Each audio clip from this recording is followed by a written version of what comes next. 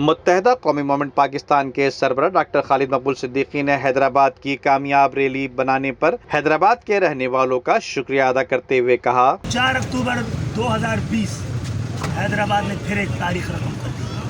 آج کی ریلی نے، آج کے حیدرآباد مارچ نے پورے پاکستان کے لیے ایک نئی امید کی کرن روشن کی ہے، اور انشاءاللہ تعالی وہ حقوق جس کے سندھ کے شہری علاقوں کے لیے ہم نکلے ہیں، یہ حقوق پورے پاکستان کے لیے بھی ہم مانگ رہے ہیں۔ ہم چاہتے ہیں کہ وہ مغربی پاکستان جو قیام پاکستان کے وقت صرف جس کی آبادی 2 کروڑ تھی اور اب 23 کروڑ ہے، اس پاکستان میں 20 سے زیادہ صوبے بننے جائیں گے۔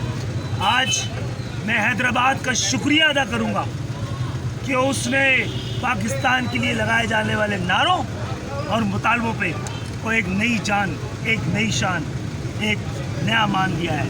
شکریہ حیدرآباد، حیدرآباد کے بھائیوں کو، حیدرآباد کی بہنوں کو، حیدرآباد کے بزرگوں کو اور بچوں کو، سب کو سلام اور مبارکباد، شاندار عالی شان۔ جبکہ ایم کیو ایم کے رہنماؤں نے خطاب کرتے ہوئے کہا کہ ہم پاکستان بنانے والوں کی اولادیں ہیں، ہم نے پاکستان بنایا تھا اور ہم ہی پاکستان کو بچائیں گے۔